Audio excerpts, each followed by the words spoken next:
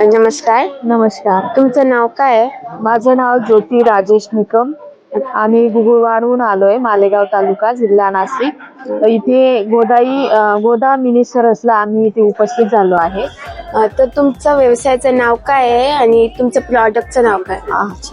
आमचा प्रोडक्ट आहे शेळीच्या दुधापासून साबण तयार करणे आणि आमच्या उत्पादक गटाचं नाव आहे प्रेरणा उत्पादक गट आणि आमच्या सोपचं नाव आहे उन्नती गोट मिल्क सोप.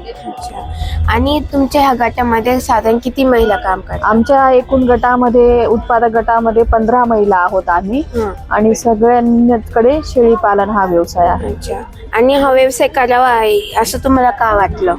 कारण आमच्याकडे शेळी पालन होतं आणि शेळी पालनाच्याच माध्यमातून आम्ही शेळींचं दूध असंच वाया जात होतं ना, त्या हेतूने आम्ही हा नवीन युनिक प्रोडक्ट तयार करण्याचं ठरवलं. आणि हा व्यवसाय करताना तुम्हाला कोणकोणत्या अडचणी आल्या? अडचणी आल्या पुष्कळ. आता पण आम्ही व्यवसाय करतोय तर अडचणी आहेतच, मार्केटिंगच्या अडचणी आहेत. म्हणजे जेणेकरून आम्ही खेड्यातल्या महिला आहोत तर आम्हाला म्हणजे पाहिजे तसं मार्केटिंग मिळत नाहीये आणि ऑनलाईन करताना पण आम्हाला पुष्कळ अडचणी आल्या. जसं आमच्याकडे काही गोष्टी रजिस्ट्रेशन नाही आहे, आता पण आमचं ट्रेडमार्क वगैरे झालेलं नाहीये, त्यामुळे पण लोकांचा म्हणजे दृष्टिकोन वेगळा असतो असं. अच्छा. तर आम्ही AVS टेक्नॉलॉजीतून आलोय, तर डिजिटल मार्केटिंग करतो.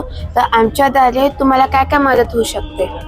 आता तुमच्याद्वारे म्हणजे तुम्ही फक्त उद्यम आधार काढून देणार आहे ते? डिजिटल मार्केटिंग पण करतो. हो का? ठीक आहे ना. डिजिटल मार्केटिंग आहे तर मग त्याच्या माध्यमातून तुम्ही आम्हाला हेल्प करू शकतात, म्हणजे मदत करू शकतात. तर तुम्ही जसं आमची जाहिरात टाकू शकतात.